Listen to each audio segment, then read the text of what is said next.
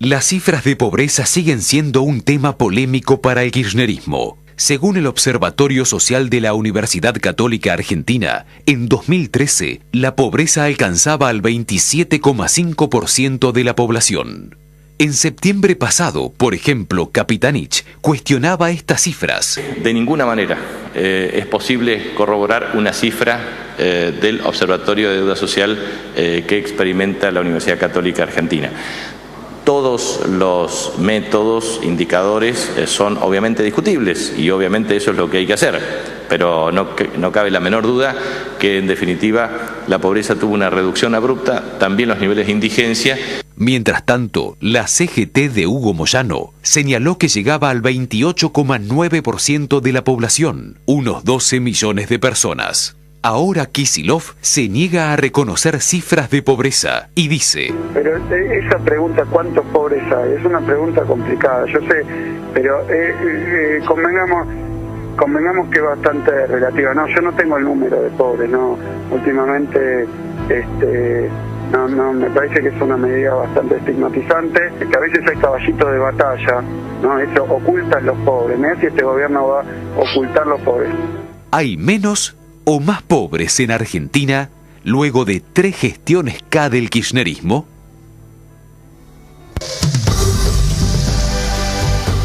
Esta presentación me toca el escándalo, ¿no? Pues el escándalo no es que haya pobres, o muchos pobres, o más pobres, sino que mencione la cifra de los pobres. Parece que mencionar la cifra de los pobres es tan pecaminoso como que haya pobres. No sé cómo ustedes reaccionan frente a esta información. En la Argentina, 27-28% de la población es pobre. Ahora, yo me acuerdo que hace un par de años, un papa dijo: esto es un escándalo moral. No es un escándalo moral en Nigeria, es un escándalo moral en Argentina. No podemos tener esta cifra, es un escándalo. Deberíamos avergonzarnos, pero pedir perdón en la medida en que participemos en las responsabilidades por esta cifra, ¿no? Que en Argentina 27,5% de la gente sea pobre en un país como la Argentina. O estábamos una idea equivocada de la Argentina, y la Argentina era mucho más pobre de lo que creíamos, o hay un escándalo por medio, ¿no? No sé cómo reaccionar. Graciela. 2 escándalos. Una, que estemos negando pobres. La segunda es que el INDEC ha dejado de medir la pobreza según primer semestre del 2013. No solo intervino el INDEC, sino que parece que así como quiere hacer desaparecer, no sé si el número o los pobres, lo cierto es que no tenemos cifras ciertas ni oficiales, no solo de pobreza, no solo de indigencia, sino desde que tenemos la intervención del INDEC de enero del 2007. Pero desconocer esto hace que no tengamos políticas ajustadas a la realidad. Porque no, se habla del 27... pelearnos, inculpar a lo que sea, decir la verdad. Si usted dice la verdad, está como conspirando contra el bien común. Está estigmatizando a los objetos de la verdad. Sobre las cifras concretas. Cifras concretas. Nosotros no elaboramos más que el índice de precios al consumidor y las canastas que valorizan indigencia y pobreza. Usamos como referencia el Observatorio de la Deuda Social de la Universidad Católica, simplemente por una razón, porque la encuesta de ellos, de pobreza e indigencia, comienza en 2003-2004 y en esos momentos, hasta 2006-2007, coinciden prácticamente con los números oficiales del INDEC. ¿Sí? Hablábamos de pobreza y estábamos hablando de un punto en promedio de diferencia entre 2004 para cada año hasta 2006. En indigencia, más pequeño todavía, 0,6 en promedio. Hoy, a la última medición de pobreza del INDEC, el primer semestre del 2013, 3,5 de pobreza contra 27,5, que es el máximo que pone el cálculo, el observatorio, con un mínimo de 25,6 porque hacen los dos extremos de canasta. Y en indigencia estamos con 4 puntos de diferencia, 5,1 de la UCA contra el 1,2 del oficial. Es decir, algo pasó entre 2007 se empezaron a distanciar. 2014, claro, que empezaron a diferenciarse estos números. ¿Cuál es la razón? Tampoco hay que olvidarse que así como cuando dejaron de publicar la pobreza e indigencia a principios del 2014, dieron excusas no válidas, digamos. Alegaron a severas causas metodológicas, sí. Pero sin embargo los primeros años del kirchnerismo se vanagloriaban de los números de pobreza e indigencia que bajaban. Entonces hay una contradicción. Sí se podían calcular, existía el IPC para ese segundo semestre, no había cambiado el índice, se podía calcular la canasta y es un deber reconstruir. Daniel, yo diría que el fondo del asunto es que el deber es vivir en la verdad. Tenemos que vivir en la verdad, aunque sea dura, tenemos que vivir en la verdad, ¿no? Como profesional, ¿no?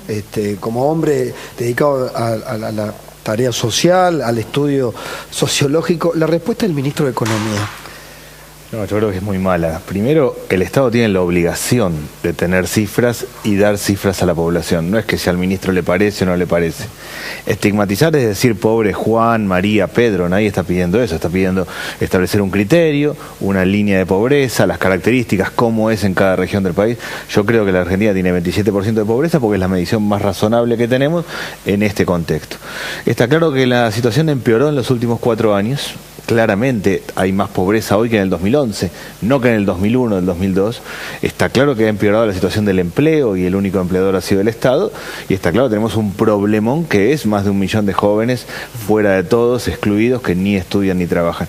En ese contexto a mí me parece que el gobierno comete un doble pecado. Uno es no cumplir su obligación de plantear las cifras y establecer un estudio serio, y 2, ver mal la realidad. Yo creo que le ha pifiado, que ha leído mal, no ha visto el problema que tenía, le parecía que la pobreza era del 4% y no vio la necesidad de encarar otras políticas, o no vio venir el problema del narcotráfico y tuvo 10 meses la Cedronar, la Secretaría que atiende el tema de adicciones, vacante. Yo creo que ha hecho una mala lectura y que eso lo ha llevado a encarar políticas equivocadas. Daniel, la mirada sobre la mala lectura y la equivocación es la mirada más afable hacia el gobierno, porque yo simplemente y después le doy a Fernanda para que conteste, María Fernanda para que conteste, solo con el volumen de subsidios, porque me da la sensación, el gobierno no mide los pobres, pero multiplica los subsidios, por lo tanto, no es que no sepa, no es que se equivoca, no es que no lo vio venir, no quiere admitirlo, es decir, Kicillof lo insinuaba. ¿Cómo? A nosotros nos van a decir que no atendemos a los pobres. Los atienden, los mantienen, los tienen como clientes y no los muestran. Esta es la burda, digamos, una síntesis un tanto brutal de la intencionalidad, ya no de la cuestión de la negligencia o la impericia que tengan para medir a los pobres, ¿se entiende? Absoluta. La política social en el 2003 eran 4.000 millones, hoy son 100.000 millones de pesos. Han volcado mucho más dinero. De los 100.000 millones de pesos, 90.000 es dinero directo a las personas. Asignación por hijo, pensiones y otros programas. Contra eso ha jugado la inflación, que claramente hace, la asignación universal por hijo eran 180 pesos en el 2009, hoy son 644 pesos, la mamá compra menos con 644 que los 180 de octubre del 2009. Claramente, yo diría, ha habido una mala lectura y junto con eso un intentar tapar, y en el último tiempo un intentar por el lado del clientelismo utilizar la política social en términos de decir, para vos sí que sos amigo mío, para vos no. Ha aumentado el subsidio claramente y sin embargo ha aumentado la pobreza, yo creo por 3 cosas. 1, por la inflación, la persona alcanza menos plata. 2, por el parate de las changas de la construcción y del textil. Una persona que además tiene planes sociales engancha algún tipo de changa, eso se ha parado. Y 3, porque claramente se ha complicado la temática del empleo, objetivamente, y hay un sobreendeudamiento. Las personas pobres toman crédito al 150% anual con fotocopia del DNI. La misma persona que le alcanza menos la plata, que tiene menos changa, tiene que pagar una cuota de algo que tomó el 150%. Todo ese proceso se está complicando y explica gran parte del conflicto social. María Fernanda. Mira, recién me preguntabas esta cuestión de si el kirchnerismo no sabía, no vio. Yo creo que el kirchnerismo tiene una decisión política. vos como Estado, como gobierno, podés tomar la decisión de terminar con la pobreza o la decisión de administrar la pobreza. El kirchnerismo decidió administrar la pobreza. Y eso, administrar la pobreza, significa, obviamente, continuar con algunos tipos de planes sociales que generan esta cuestión de dependencia, que no terminan de generar libertad y sinceramente, igualdad en la Argentina. O sea, los niveles de acceso mínimos que puede tener cualquier ciudadano para poder acceder a salud, educación, alimentos. Entonces, ya basándonos de esta postura, vos tenés que decir, bueno, ¿qué pasa con los indicadores de pobreza? Y lo cierto es que si vos lo que querés es administrarla, datos de aumento de la pobreza son negativos para una administración de un gobierno. Obviamente que sí. Ahora, ¿qué le pasa al kirchnerismo? El kirchnerismo constantemente creó mentiras tras mentiras. La primera gran mentira es la intervención del INDEC y por lo tanto la generación de un índice de inflación totalmente inverosímil y mentiroso, que lleva acarreado después el indicador de la canasta básica de alimentos. Ahora, ¿qué pasa? Encima hacen una modificación de la canasta básica, o sea que ya ni siquiera el dato no es mentiroso, sino que encima ahora el dato no existe. ¿Qué implica esto? Un problema enorme. A mí me encantaría que Kicillof vuelva a ser el que era en la facultad. Kicillof en la facultad, antes de ser ministro, planteaba que la intervención del INDEC era una barbaridad y se indignaba porque decía que no podía ser que un Estado, que una nación no tuviese indicadores. Lamentablemente, eso decía el Kicillof. Académico. Exactamente, el académico. Ahora, cuando es gobierno, dice que los indicadores de pobreza son estigmatizantes. Lo que hay que hacerle entender a Kicillof y hacerle recordar, porque por lo menos cuando era profesor y estudiante lo recordaba, que cuando hablamos de pobreza, no hablamos de un número vacío de 27%, el 3%, el 4%, estamos hablando de personas.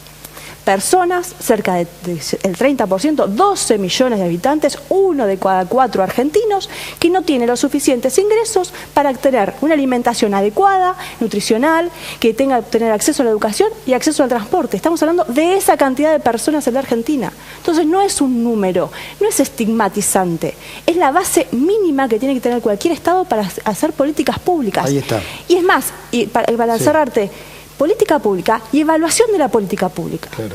Si yo estuviese en el gobierno, a mí no me interesa. A ver, mi dato no es bajó 2 puntos la pobreza. Mi dato tiene que ser, me falta el 14% de la población para sacarla definitivamente de la pobreza. Me da pie para algo. Y Daniel Arroyo está trabajando con el equipo de Sergio Massa. Absolutamente, ¿verdad? sí. Le doy pie para que me cuente qué piensan hacer en función de esto, pero también para algo que introdujo María Fernanda, que es, y también por supuesto Graciela, el control de calidad de estas capas geológicas de subsidio tras subsidio. Recuerdo una investigación de Marco Hilden Olson de la Fundación Libertad y Progreso sobre la superposición de subsidios, que usted lo debe tener mucho más claro, de subsidios nacionales con los de la provincia de Buenos Aires, que conformaban algo así como un 120 subsidios que se superponían, que se parecían, ¿no? De la provincia de Buenos Aires se parecían a los nacionales, pero más chiquitos, sí. Y que no existía una rendición eficaz del Estado sobre objetivos cumplidos, niveles alcanzados, es decir, si eran subsidios que habían permitido un tránsito desde la asistencia a la inserción, digamos, un control de calidad. ¿No existe eso? No existe para nada. En realidad no existe un registro único siquiera, que sería muy fácil de hacerlo, porque casi toda la gente que recibe algún tipo de asistencia económica tiene una tarjeta de un banco público, o sea, todo eso se podría cruzar. No existe seguimiento y evaluación de las políticas, no existen metas. Cualquiera que agarre un presupuesto general del Ministerio de Desarrollo Social o del área de empleo, de trabajo, no va a entender muy bien qué es lo que está pasando. Se desmontó todo el proceso de evaluación y de seguimiento. Yo creo que hay que reconstruir todo ese sistema, si no es ir a tientas a lo que sale. Cualquier otro país uno analiza y puede seguir, este programa va bien o va mal, y también hay que encarar una segunda generación de políticas sociales. Nosotros dentro del equipo de Sergio Massa creemos que primero hay que crear el derecho al primer empleo, que una empresa que toma un joven tiene que tener 24 meses una deducción impositiva sustantiva, el 75% del salario mínimo. Tenemos que lograr que todos los pibes tengan un primer empleo, si no esto no va a funcionar. En segundo lugar, masificar el crédito. Hoy claramente, si seguimos con crédito al 150, al 200% anual, se complica todo. Crédito para máquinas y herramientas, para el carpintero, para el gasista, para la persona que cose en la casa. Un tercer elemento que a mí me parece que es determinante en el cambio de política, que hay que dejar de hacer programas sueldos e ir a trabajar directamente con la familia. Interrumpo ahí, la presidenta anunciaba en una especie de kermés populista, créditos con la tarjeta SUBE, créditos para acceder al recambio de vehículos de los taxis. Digo, esas ayudas que todas son tentadoras. ¿Qué taxista que nos está viendo ahora no va a querer cambiar su vehículo? Pero a la hora de la eficacia, digamos, son créditos paliativos, son ayudas a movilizar consumo, pero no a sacar a la gente de su situación. Movilizan consumo y están saliendo al revés. Plan Progresar, por ejemplo. Dinero para que los jóvenes vuelvan a la escuela, seguramente es una buena iniciativa. Pasó de 600 a 900 pesos. Está saliendo al revés. Está llegando a los pibes que están en las universidades o en algún lado y no los pibes que están en las esquinas, afuera de todo.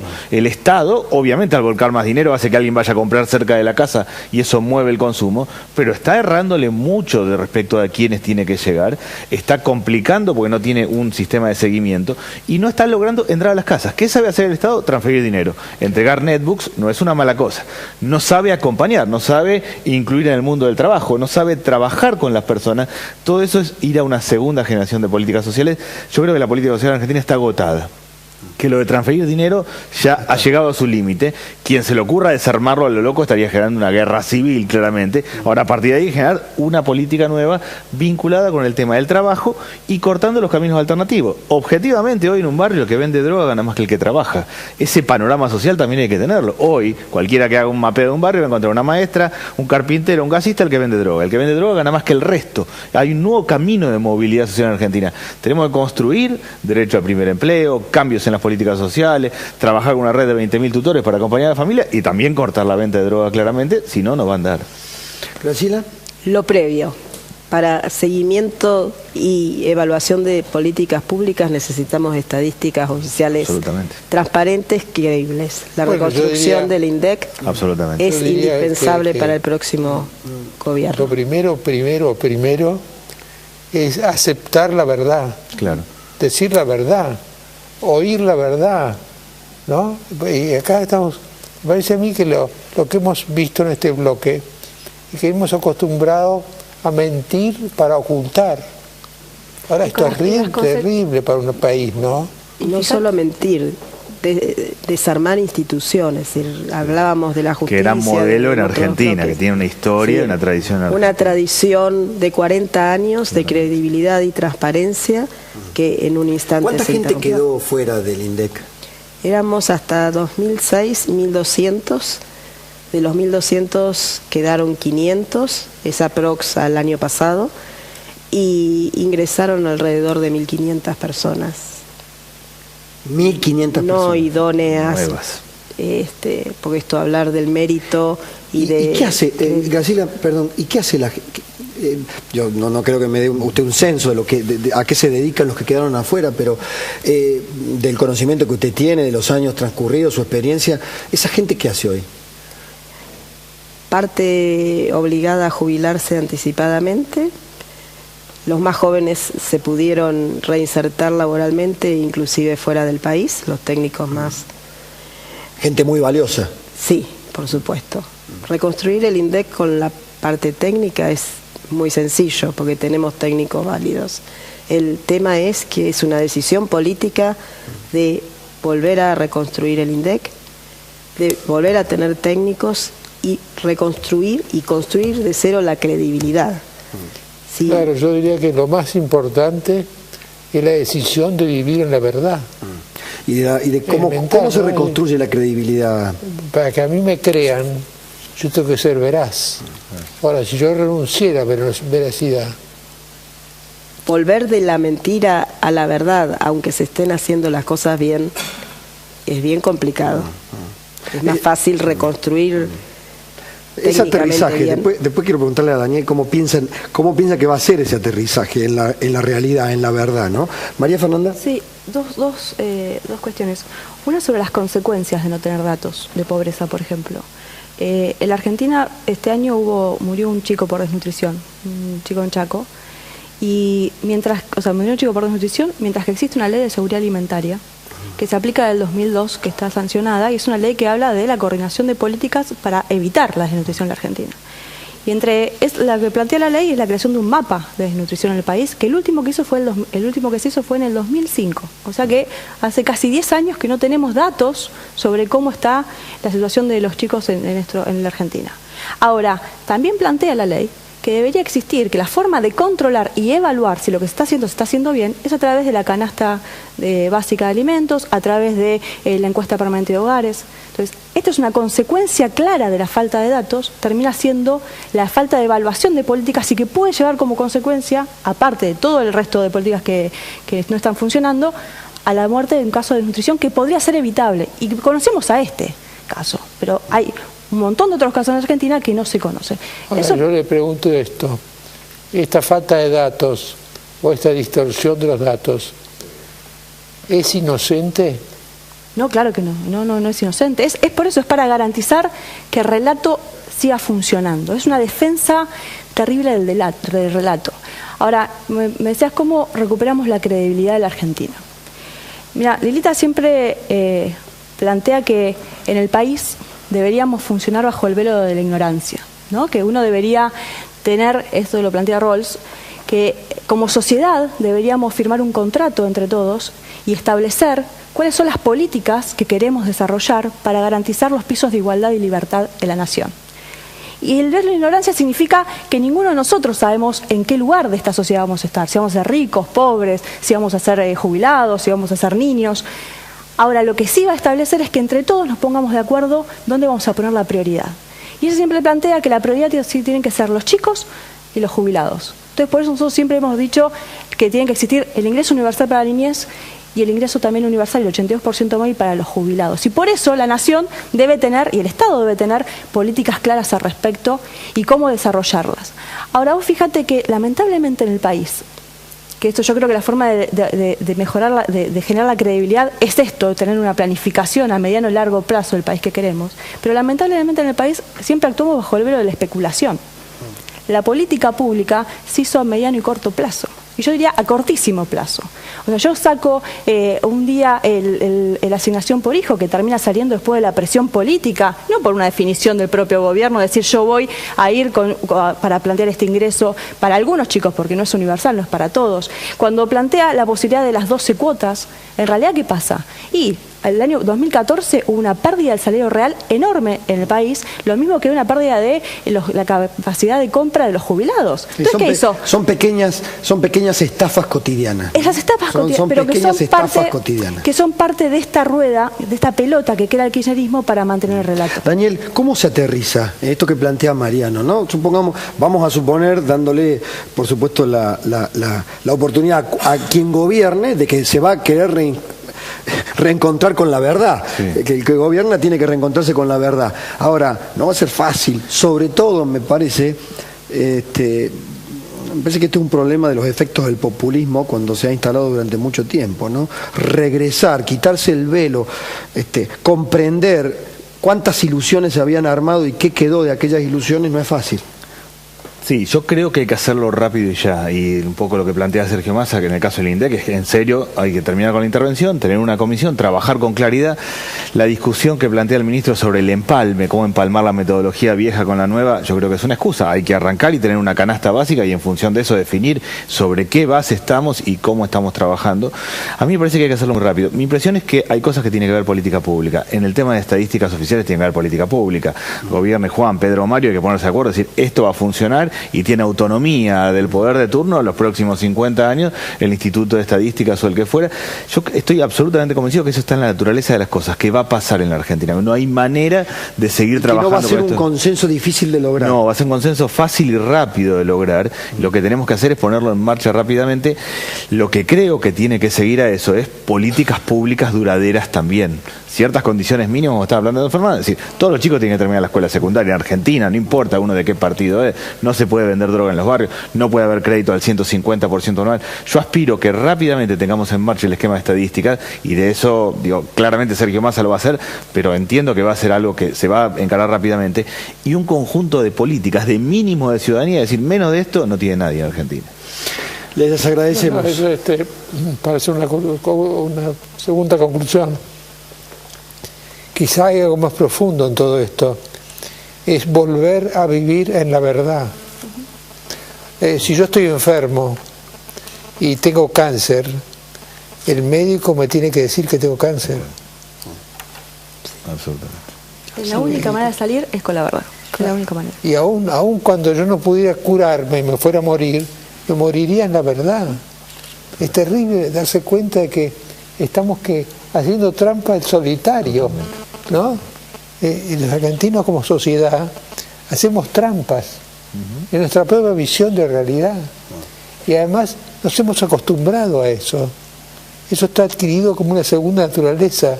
La mentira, la distorsión, el error estadístico, se han instalado entre nosotros como un veneno moral. Y con una posibilidad de convivencia. Podemos convivir en la mente, podemos convivir. Yo creo que una de las catastróficas consecuencias, tomando lo que usted plantea, Mariano, es que el kirchnerismo violó las estadísticas en 2007 y estamos en 2015. Pero yo ahora voy a hacer una cosa un poco escandalosa. No es solo el kirchnerismo. El país, la sociedad. Claro, creo que si el kirchnerismo hizo esto, fue que tuvo algún respaldo en una parte de la sociedad y dijo, mira, mejor no me digan lo que es. No me digan la verdad. Yo me acuerdo, había un cuento famoso que verdad, además, ya sé cuál va a contar. Cuando el de Menem andaba en avión por ahí, ¿no? Y el avión pareció que se caía. Entonces uno de los que iba con él le dijo, Carlos, mentinos, Carlos. Mentime un poco. Mentime un poco, Carlos. ¿No? Y Carlos le mintió, ¿no? Y el tipo se sintió muy aliviado. Yo no quiero vivir aliviado. Yo quiero vivir mortificado, sí que debo mortificarme. Sí, para volver a la verdad en las estadísticas públicas es sumamente necesario reconstruir el INDEC y en forma contundente. Es decir, no podemos vivir ni tomar decisiones en ninguno de los ámbitos, ni en el público ni en el privado. Y tenemos, como decías, desde la intervención hasta acá, son prácticamente 8 años de estar a ciegas de lo que es la realidad estadística. Puedo tener un primer disgusto, porque me voy a enterar de datos que yo estaba negando de alguna manera. Pero a partir de ahí voy a vivir en la verdad, aunque sea dolorosa, aunque me digan que tengo cáncer. Y aparte, esa es la verdad. Lo importante de como sociedad no naturalizar, ¿no? Porque el INDEC, todos los meses hay un abrazo al INDEC. Graciela del Bacua, la verdad que viene trabajando un montón sobre la presentación de los índices de inflación. Todo el tiempo dan índices de inflación que son mentirosos, índices de pobreza que no existen. Nosotros como sociedad no tenemos que naturalizar esto.